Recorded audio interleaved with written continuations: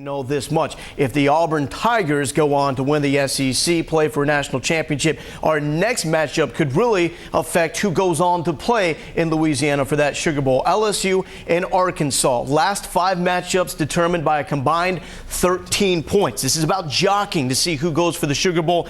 Why is Arkansas suddenly looking like a dominant run team? I don't know how, but all of a sudden I see why. Because you look at Nile Davis. I mean, you look at this guy, I tell you what, number 7, you watch him last week, a career high, over $190 rushing, and look at him run. And you know what? He does such a good job starting inside, bouncing outside, getting positive gains. This guy's a difference maker. This makes them two-dimensional instead of the pitch and catch that they like to always do with Ryan Mallett. This makes LSU coming in this matchup respect the running game, which opens up for McElroy. And I think Arkansas has a great chance to win because now they have balance on both sides. Bobby Petrino, entering his first year in the SEC, was asked in SEC Media Days about his spread offense. Corrected them. It's not a spread offense. It's founded on a strong running game. He's getting that with Nile Davis. Last 7 games, this is what he has done. Those rushing yards, 910. Compare that to the first 4 games when he was finding his rhythm. Speaking of finding your rhythm, all of a sudden, Jordan Jefferson, he's looking like the drummer in a big band. What a difference 3 games makes. Jordan Jefferson, since the loss on the road to Auburn, 27 of 40, 67% completion percentage for 446 yards, and he hasn't given the ball to the other team. Now, to give you an idea of the correlation there and why there's success all of a sudden in Baton Rouge on offense, the run game as a result has really blown up. 9 touchdowns on the ground in 3 games and averaging just under 200 yards on the ground from the running back position alone for this LSU football team. Balance, quality decision-making from Jordan Jefferson. And there's skilled people out wide now that really concern Arkansas because they're no longer thinking that this team can't throw it.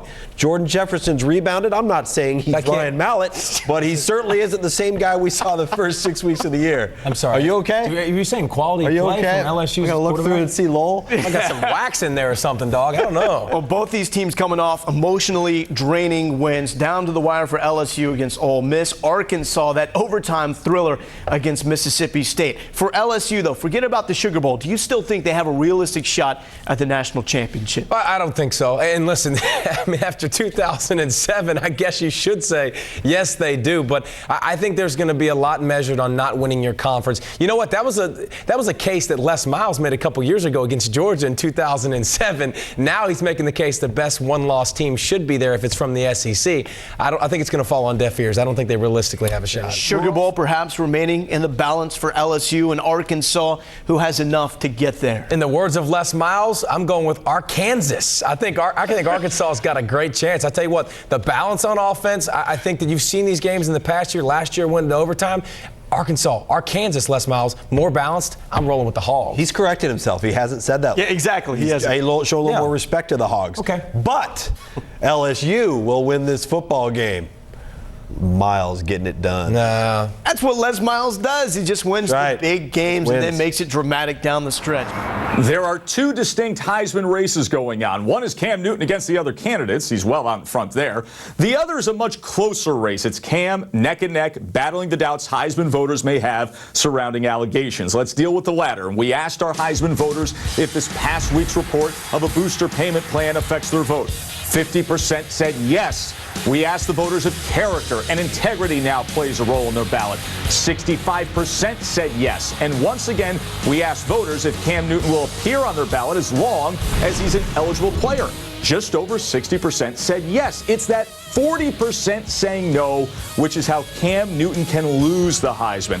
All of our voters say their ballot is still pending further information. So who's out there if the voters are willing to look elsewhere? How about the guy just down the road from this Golden Gate Bridge? Andrew Luck is the fast-rising candidate. Stanford's star quarterback received 2nd and 3rd place votes this week. His dominance of the rival Cal Bears, a prime example of his steady work. Luck is 3 touchdown passes away from John Elway's single-season school record. The list of frontrunners now has 4 names on it. Luck sits just a few points behind LaMichael James. Cam Newton received all but one first-place vote. We do have an official elector already removing Newton from consideration based on allegations. The biggest jump came from Boise State's Kellen Moore. He threw 4 touchdown passes against Fresno State on Friday night. That has launched Moore into a firm hold on second place. In fact, Kellen received the first-place vote on the ballot Cam Newton was left off of. And Moore still has 2 games to play. With Kellen and LaMichael James in the mix, that means regional voting could be a big factor this year. The history of the Heisman Trophy has only seen 4 players from the Northwest finish in the top 5. Moore and James will need to carry support far from home. As for other contenders, there's so much attention on the quality on top, but actually it's a tremendously deep year for the Heisman. Here are the movers, our tier of contenders hoping for an invite to New York. Justin Blackmon doesn't stop producing 10 straight games with 100 down. Denard Robinson showed up with third-place votes on a ballot. Marcus Lattimore also appeared on a ballot. The party crashers includes more of Oklahoma State's offense with Whedon and Hunter. And how about Sooners receiver Ryan Broyles? He went over 100 catches on the season, the first time that has ever happened at Oklahoma. This week's must-watch games. The Friday Feast. Cam Newton can lock things away with a stellar performance against Bama. Later on Friday, LaMichael James faces a solid Arizona defense. But the best Heisman game of the week is Boise's Kellen Moore going up against Colin Kaepernick. Nevada's quarterback is close to setting the record for the most rushing touchdowns by a quarterback in major college football history. LSU with the Les Miles collab. They are not exactly calling out a team like TCU or Boise State, but wondering if an SEC team with 1 loss, top conference, still should have that opportunity to play for a national championship, regardless of who's in the mix. As it stands right now, LSU, Arkansas, this very well could be for a Sugar Bowl position between these 2 teams in the Southeastern Conference. But for Les Miles, there still is that other opportunity out there, or is there? Top-ranked 1-loss team in the BCS, do they have any shot at still being able to play for the championship? You know, common sense right now says if you look at the BCS standings and you understand the elements that are involved, the only 4 teams that are realistically in the national championship race are the 4 undefeated teams that are ranked 1 through 4. But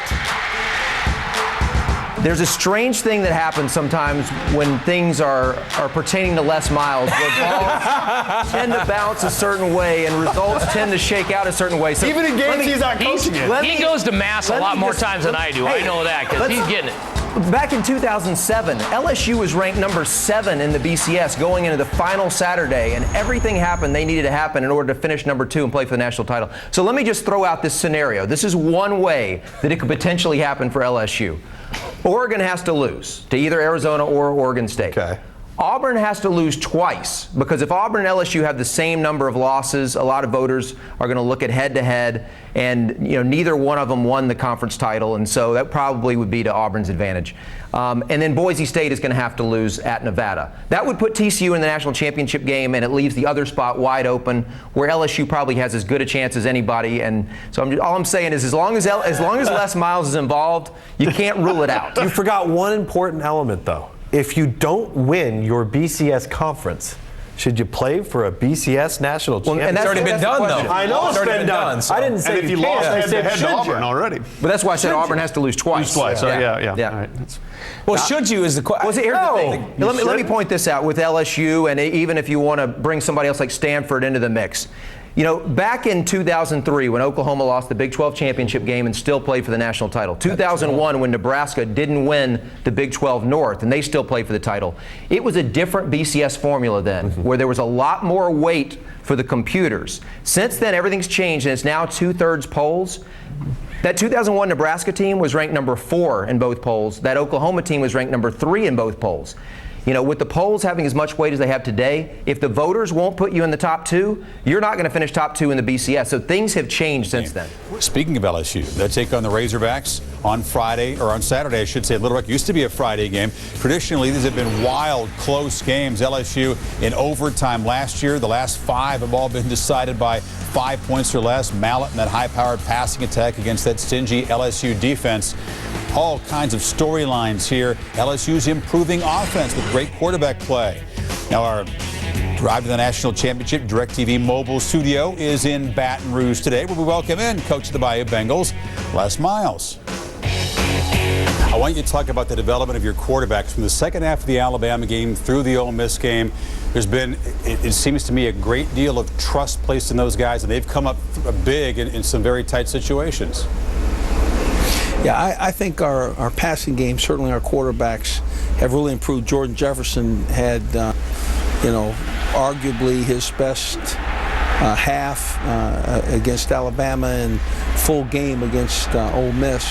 But we've seen that through really a good portion of our practice schedule. The willingness to trust those guys and to put them in situations where you're throwing on first down, something you did 13 times against Ole Miss, whether it's you or Gary Croton. Talk about that, the evolution of the trust and those guys' development and the ability to handle that trust. Well, again, we would trust them to make those plays. It's not unusual for us to call passes in a 50-50 ratio on neutral down and distances. So that's what we're really trying to get to, and we think that we're there. Earlier this week, Les, you said that the highest-ranked SEC team at the end of the season, in your mind, deserved a spot in the BCS championship game. What was your reasoning behind that statement? Well, I just think strength of schedule and what this conference implies on a week-in, week-out basis.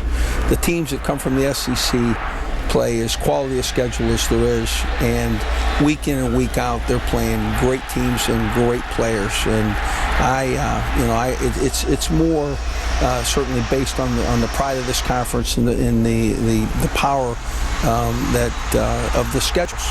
Of course, following that logic, let's say Alabama beats Auburn. You guys, if you beat Arkansas, could be that team. So you're saying without winning the SEC West, you believe your team would deserve a spot in the BCS championship game? Yeah, I'm staying shy of that there, Chris. For me, this is about this weekend and playing Arkansas. I don't want to lose sight of it. It's important to our football team to speculate where we might be beyond this Saturday. It's not something that I want to do. I think folks would be interested, Les, on your take of the Big Iron Bowl showdown. You lost Auburn by a touchdown. Of course, you beat Alabama. What do you think will be the decisive factors in that game in Tuscaloosa on Friday? Yeah, I look forward to seeing Alabama's defense of very, very talented Cameron Newton, the Auburn quarterback. It'll be interesting to see what a season's full of play will allow the Alabama defensive staff to come up with. That will be a key piece. You care to give a prediction or a lean on the game? No, I really, it's difficult to make predictions. I know who I'm rooting for hard. What'll be a lot of fun this week is to see those two divisional matchups. You've already hit on them. Auburn, Alabama, Arkansas, LSU. They're battling it out, not only for the top spot in the West. Auburn's going to make it to the Georgia Dome, but who's going to be the second best team in the Western Division? We may find that out in that LSU-Arkansas matchup. LSU with a chance to get back into a BCS Bowl for the first time since winning the national championship in 2000. And Matt, it seems like every week these Tigers are rewriting the book on how to win a football game. This time, heavily favored LSU basically ekes out a home win against Ole Miss. How did Les Miles and company pull it off this time? Barely. I mean, when you look at, once again, another close one that probably shouldn't have been close. When you see Ole Miss versus Tennessee weeks ago, this should not have been a close ball game. LSU defensively did not show up in this one. But ultimately, at the end of the season, if they beat Arkansas, a very good Arkansas team, very balanced offense right now, then they can make an argument. If Auburn were to stub its toe, especially this week in the Iron Bowl versus Alabama, a team that LSU just beat, there's going to be arguments made for LSU in the national championship game. And when you look at their level of competition versus unranked or unbeaten teams in TCU and Boise State, this is a pretty good case to be made, and Les Miles, we know, can do an excellent job of spinning wins and losses in his favor. A 2-loss LSU team representing the SEC and ultimately winning the national championship back in 2007. He can do that. He's good with the politics. He is, and I still don't understand how it seems like on a weekly basis people forget that Arkansas's only losses on the season are against Alabama and Auburn. Well, Matt, LSU quarterback Jordan Jefferson certainly commanded the respect of the Southeastern Conference. He has earned Offensive Player of the Week honors. Jefferson threw for a career-high 254 yards and a score and added 45 yards rushing and another score in the 43-36 win. He completed 13 of 17 for a 76.5% completion rate. LSU's 470 total yards of offense, the most they've tallied in a span of 30 games. Arkansas linebacker Jerry Franklin earns SEC Defensive Player of the Week. The junior amassed a career-high 20 tackles in the Razorbacks' 38-31 double OT win at Mississippi State. Franklin's 20 tackles were the most by any player in the nation this past week and tie for the 4th highest single game total this season. And LSU punter kicker Josh Jasper is Special Teams Player of the Week for a second time.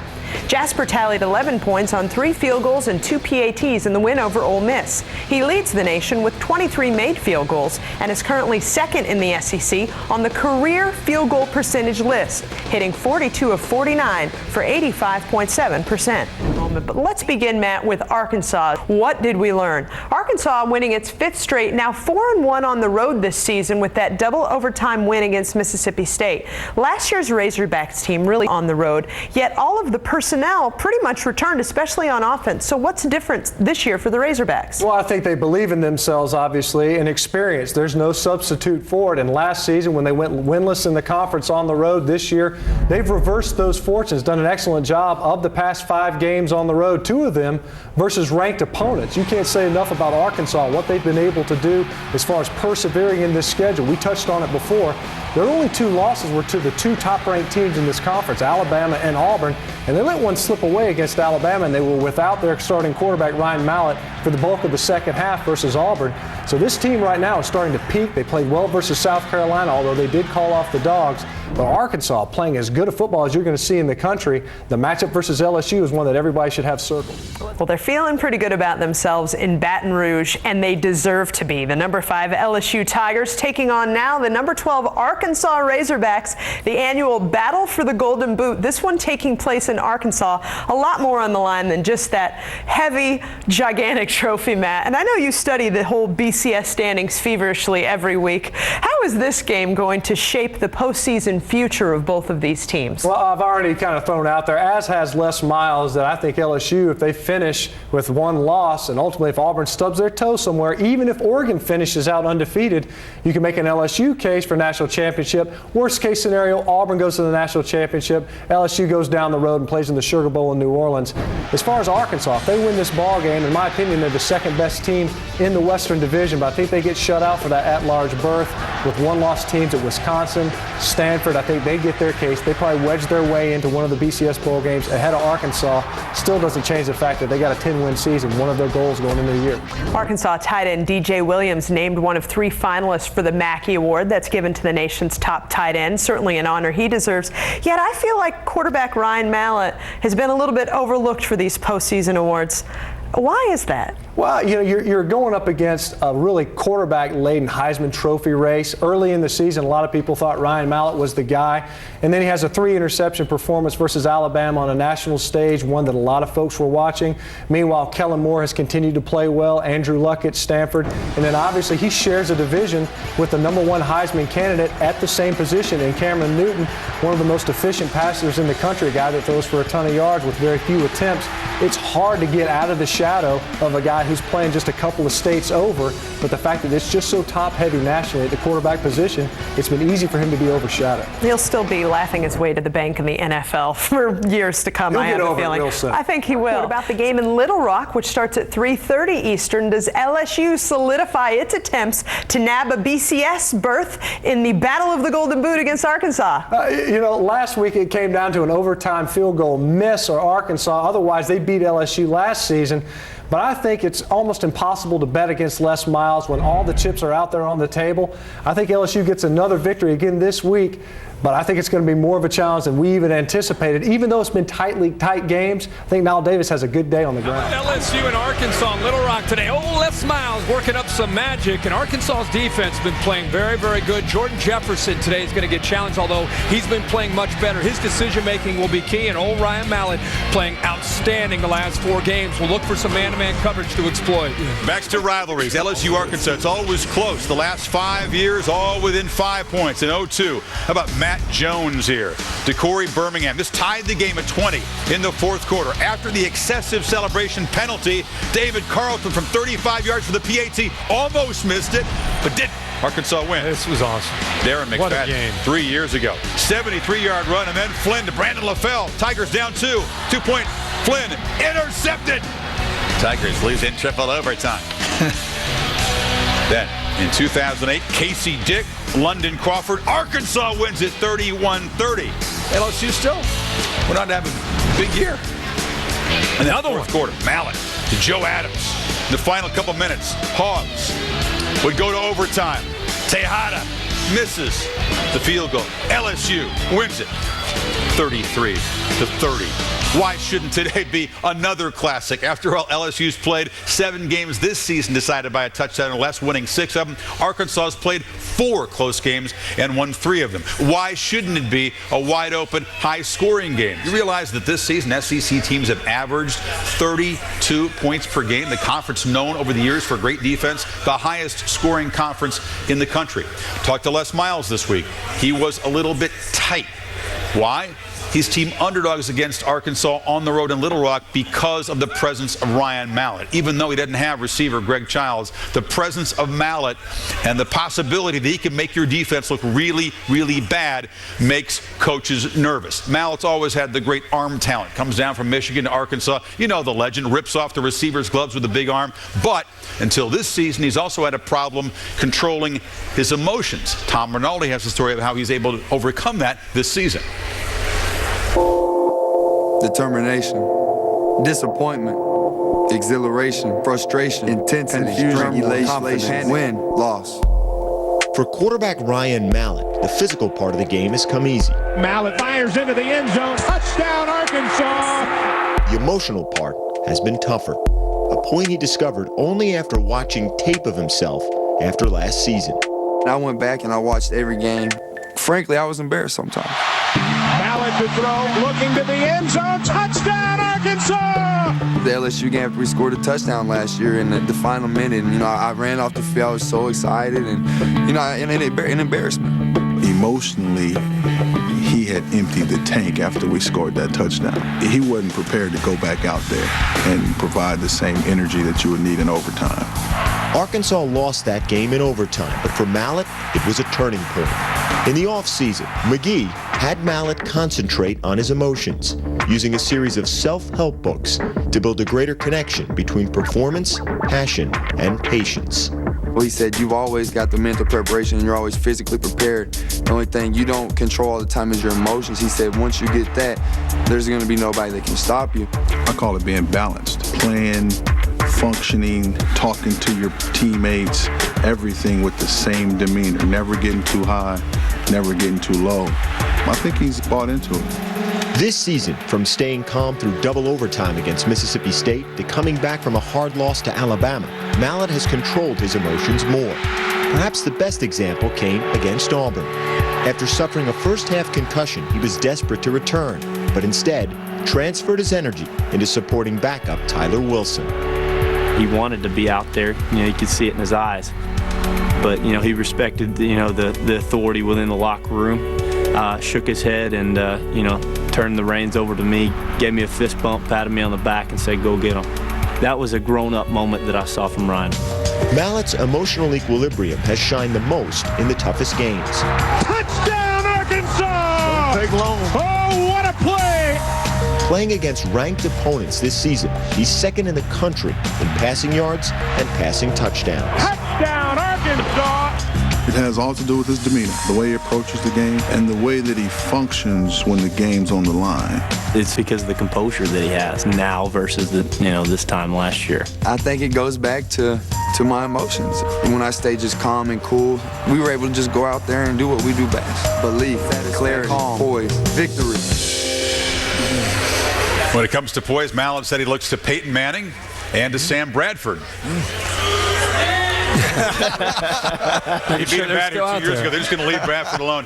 Last 4 games, Kirk Mallett, 12 touchdowns, only 2 interceptions. The offense is so good at creating big pass plays, but LSU's defense has been so good at preventing them. Great matchup. It is a great matchup, and I think that feature couldn't be more relevant to this game today than any feature we've had all year, because his poise will be tested in a rivalry game in a big way. And Garrick McGee is an outstanding mentor, and I think the physical tools are there, but how will he handle the pressure of playing in a hyped-up game? He'll be tested again today, because Patrick Peterson, we've been talking about him all year, he jumps routes. He is a risk taker. He's very confident, and the LSU coaches will leave him on an island. Here he is jumping around against Julio Jones. Don't be shocked to see Ryan Mallett and his group of wide receivers look for one-on-one opportunities and go right after Patrick Peterson like this with a double move. If you go against a great corner who has a lot of confidence in his abilities, he jumps routes. A veteran guy like Mallett, who's been around, who's got a lot of talent around him, will try to go after him. So I really think it's a great feature, and this is going to be an opportunity to see Ryan Mallett once again continue to grow and show his maturity. Arkansas, with Mallett leading them, gets the win. You know, it's interesting you talk about Patrick Peterson. This game possesses 2 excellent return men. Patrick Peterson being one of them. He returns punts and kickoffs. Let me show you what makes him a great returner right here. First of all, he's natural, very natural catching the ball, especially for a DB. He makes great decisive cuts right there. And then he has enough speed to get away from would-be tacklers when he's returning punts and kickoffs. Leave that alone. All right, so right now, watch these cuts in the open field against Auburn. Good cut right there. A nice back cut, like Barry Sanderish. And then he tries to run away from a guy. He gets him right on the heels. Tough mustard at him. But the guy who I want to see is Joe Adams. Now, first rule, you don't catch the ball inside the 10-yard line. But when you possess skills like Joe Adams, you can do things like that. He's an open field runner, long strider, doesn't cut like Patrick Peterson, but he's very fast. These 2 return men are going to be very exciting, Coach. I think it's going to come down to field position in this game. Who are you picking there? LSU. Listen, he always tries to get you to commit before you're ready to commit, doesn't he? I know, he wants to be the host. That's okay. Arkansas has won 8 games in a row in Little Rock. They won 5 straight this year. They're doing it with offense. They score 44 points a game. They're especially good in the red zone. We're 3rd in the nation. Arkansas by a field goal beats LSU. All right. That's about what the experts think. We've spent a lot of time this year bashing LSU's offense. You got to give them credit, though. In the last 6 quarters, from halftime the Alabama game, then against Ole Miss, which I know is a bad defense, all of a sudden Jordan Jefferson playing well. Yep. Gary Croton really trusting his quarterbacks. Yep. They're throwing on first down. They're catching teams off balance. And LSU has discovered its offense just in the nick of time with a BCS bid probably on the line. It'd be hard to imagine if Auburn's in the BCS championship game, the Sugar Bowl passing on an 11-1 LSU if they can get out of Little Rock, which is why Les is. You know, one of the BCS rules is if you get into the top 4, you finish in the top 4 in the BCS standings, and you're not a champion, you automatically go in as a BCS at large. So with the loss by Boise State, LSU was at 5. They'll move to 4 at the very least. So there's a lot at stake there. What about the Hogs, though? They'd be a very attractive BCS at large team just because of the way they travel. Yep. 7 straight in Little Rock. Yep. That's the secret. Little Rock. I love this game. This game's always close. Always close. LSU and Arkansas. Razorbacks, home favorites. Perhaps a chance at a BCS bowl bid for both teams. Right. I like LSU's defense. I think they're going to pressure Ryan Mallett until he turns the ball over. I got the Bayou Bengals. Not so fast, my man. Listen, Bobby Petrino has never lost a game in Little Rock, Arkansas. You love that Little Rock. You love the Little Rock. That's a factor. I'm going to go with Ryan Mallett and the big play ability of the Arkansas offense. I like Arkansas. What, has he played 2 or 3 in Little Rock? He's undefeated. He's 1-0. Into overtime. You never know what you're going to get, but you do always know that this is going to come down to the wire with these 2 football teams. So Arkansas is set to receive. Josh Jasper has it teed up, and we are underway in Little Rock. High kick, and taken at the 4-yard line. Not much, and really one of, if not the best return man in college football. 4 wide receivers set on first down. Quick toss far side, and chasing Joe Adams. Shepard along with Eric Reed. Patrick Peterson, it's a high hanger right at Peterson. The sun in his eyes, takes the catch, spins, and is knocked down at the 22-yard line. Stadium, not a seat to be had. Hog show blitz. Jefferson holds onto the football. Great read, and they drop Jefferson for a 1-yard loss to the 19. Jericho Nelson, play action, pressure. Down goes Jefferson. And now a flag as Jefferson tried to pitch himself out of trouble. It's that time of year. You look at the per-game averages, NCAA ranks. You've got a defense of LSU against a potent offense of Arkansas. This is a classic matchup of strength versus strength. Mallett better by Wade Grayson, his left guard, the quick guard, a little after dinner. After game dinner, that ball's out and picked up by Arkansas at the 27. No one can keep their hands on the football. Now that was just a classic case of a guy working really hard for LSU. There is a flag. There is a flag down. No doubt Arkansas recovered the football. Gary Croton, Les Miles deciding they want to dictate tempo, change it up a little bit. Pressure out of the pocket goes Jefferson, takes the hit and throws it up into the front row. Another offensive series at 1st and 10, 4:45 to play. From the 25-yard line, Mallett throws pressure, throws over the middle, just simple pitch and catch. Jarius Wright, watch out at the 40, and is taken down at the 37-yard line. Morris Claiborne, great job. He cut that angle away from Julius Wright and brings him down after a pickup of 37. Well-designed play. You see right there, Jarius Wright doing a great job negotiating his way across the field, trying to get the ball to him on the move. He is a big play guy. Jarius Wright averaging over 19 yards per reception right there. That's not going to hurt his average a bit. He's a guy they want to try and get the ball in his hands. Second catch of the day for Jarius Wright. Mallett in trouble, throws it away. Wobbler caught at the 25-yard line at Christian High School. Well, you want to see what makes Ryan Mallett special. That was LeVar Edwards hanging on him around the waist. You see it week in and week out. 43 times they've scored, 32 touchdowns. That's almost 75% of the time they get it in the end zone. Mallett, the high stepper. Davis, watch out. Touchdown, Arkansas! Watch the right side, and that wall and the cutback opens up, and Niall Davis runs in for his 13th touchdown of the season. Davis, 18 years young, puts Arkansas up by 7. Second down 10. Shotgun is Jefferson. And off again Ridley, and is hog-tied at the 26-yard line. Tenarius Wright with the tackle off the right side. Not used to that at all. Mallett's had some troubles with the throws. 2 of his last 5 for a negative 2 yards. He'll go back to the air up top. Right on the button, watch out. A breakaway, Kobe Hamilton at the 30, 20, 10, 5, touchdown! And that is what you cannot coach. You can't coach someone how to make that throw. 85 yards, an 85-yard strike. 15th time this season, Arkansas has found the end zone 3 plays or less. That one covers 85.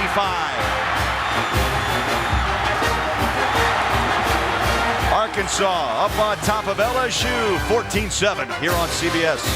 Peterson.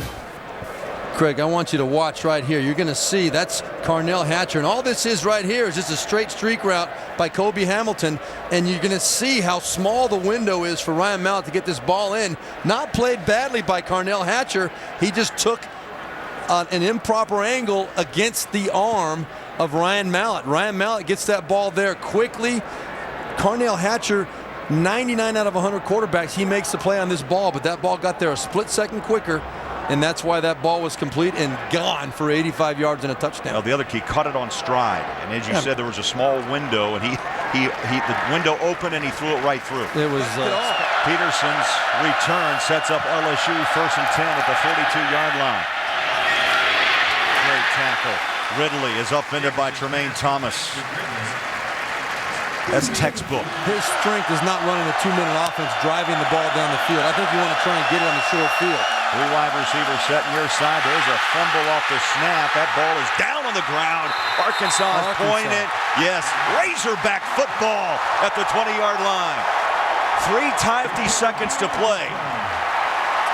Well, that is a complete mistake by the center. You can see Jordan Jefferson's walking up to the front to say something, and the ball is snapped by P.J. Lonergan. That's what crowd noise does to you. It was loud on that 3rd down play. P.J. Lonergan thought he heard something that told him to snap the football, and that is not what Jordan Jefferson was expecting. Claps his hand. Here comes the snap. 3-step drop, pressure, down he goes. You're going to see Ryan Mount take a knee, I'm sure, here. Now, listen, I said 100% sure there was going to be a block on that last play, too, and I mean, look at this. They're going to let Ryan Mount, he's going to take a shotgun snap. They're going to put one up. Mallett in the pocket, throws it up over the top. Rolling the button, watch out. It's a breakaway. Kobe Hamilton. 10-5. Can you believe it? Unbelievable.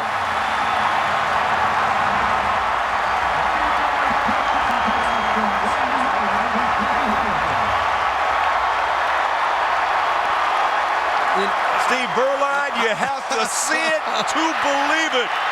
That is almost more surprising than what happened. Osborne is down at midfield, but who would have thought with 6 seconds to play that Mallett would go up top and watch Kobe Hamilton right here. The 2 defenders collide and he is gone. That was Carnell Hatcher and Morris Claiborne running into each other, took each other out of the play to make a play on the football. And you see both of them trying to make the play, and that was Carnell Hatcher that just totally caught Morris Claiborne by surprise.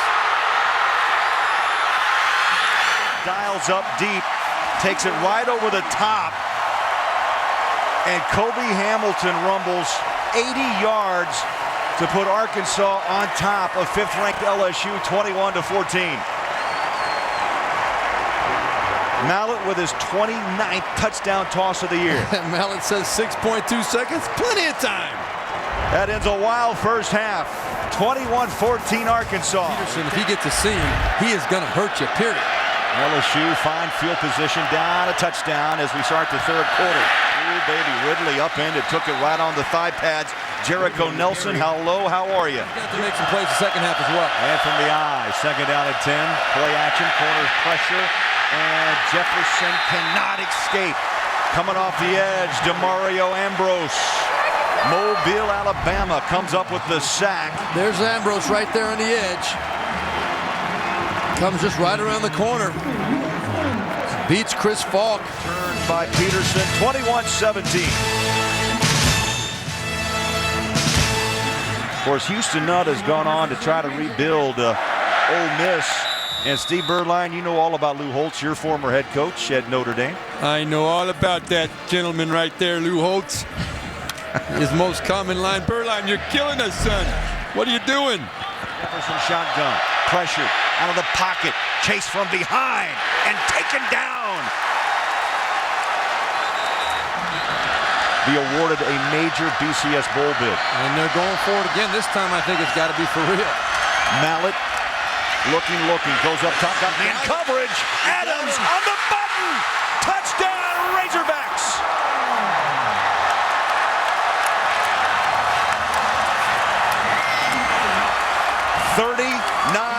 yards. LSU's front looking 28-20 as Mallett goes up top to Adams. They knew it was coming. They blocked it up well. Joe Adams, a great job. Watch the hesitation move right here. Look, got Tyrann Mathieu to pause, bite on it. He got around him. Touchdown, Arkansas.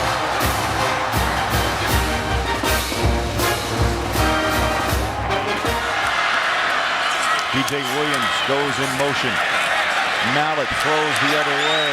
Williams makes the catch, weaves his way past 15 to the 24-yard line. Move the chains, Arkansas at the 24-yard line. You replace the legend, so hard to do, and he's had quick success. Back on the ground, Davis is having his way. Pushed down at the 44-yard line. Here, the watch DeMarcus Love, the left tackle. Watch what he does to LeVar Edwards. Comes back and cleans him up. Boy, LeVar Edwards had no idea that big DeMarcus in the break, and he's responded very well. Kobe Hamilton on the field. They give the ball to Green. Another first down. Arkansas stretches the field again.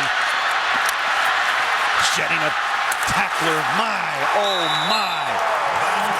Niall Davis going through LSU like a hot knife through butter. You want to see what I'm talking about? Watch right here. Watch the push on the left side. Oh, look how far down the field DeMarcus Love has taken his man. That's 10 yards down the field. Timeout, LSU. That's it. So LSU will use the first timeout and listen to this crowd at War Memorial Stadium. They know this has been a domination on this drive, just taking control of the ball game.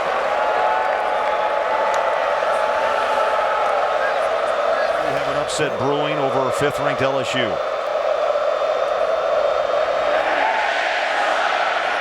The highest-ranked team with 1 loss.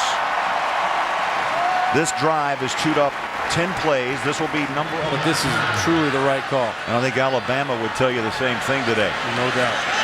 Up 24, lost to Auburn. This will be a 19-yarder, as you mentioned, a chip shot. Up and good. The lead is 11. Gets the call from the sideline. Slaps his hand. There's the snap. It's high from the shotgun. Quick hitter over the middle. Boy, right on the button as Tolliver took a hit at the 30-yard line. That was your boy Jericho Nelson. Well, he's had a great game. He really has. Shotgun. Second down goal. High snap. Jefferson in no man's land and is swarmed under and finally taken down at the 27. This is not a good time for a bad snap. If there ever is, P.J. Lonergan, that's the second time today they've had a mishandled snap on their side. Arkansas as well has had one problem. Les Miles, not a happy camper. It's a 5-wide receiver set.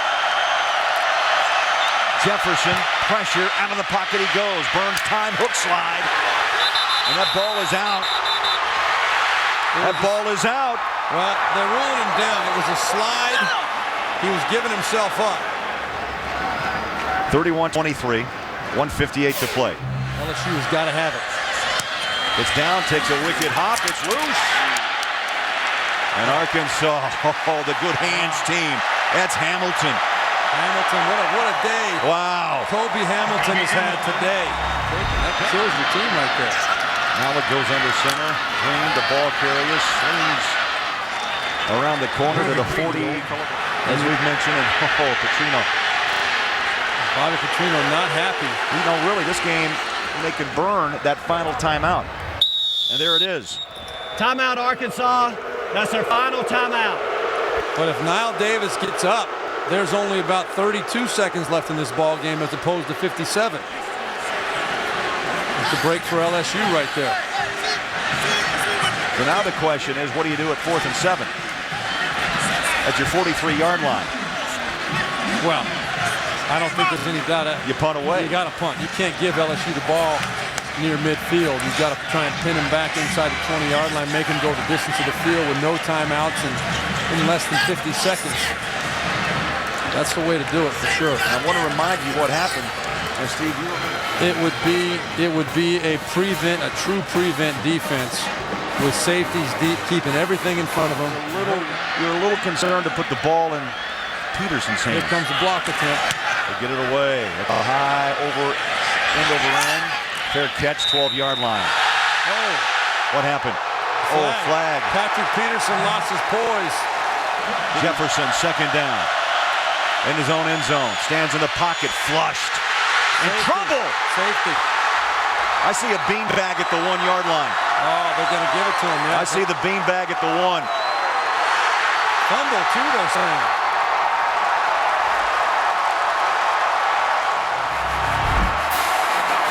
Well, if I'm Les Miles, I'm arguing that it's a safety. Ball is out. Ball is out. Oh, it popped out. There you go. There's the beanbag. There it is. No doubt. And the officials right on the spot. Good job, Bobby Petrino.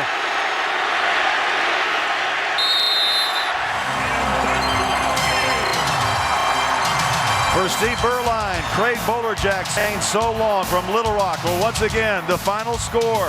Arkansas upsetting 5th-ranked LSU 31-23.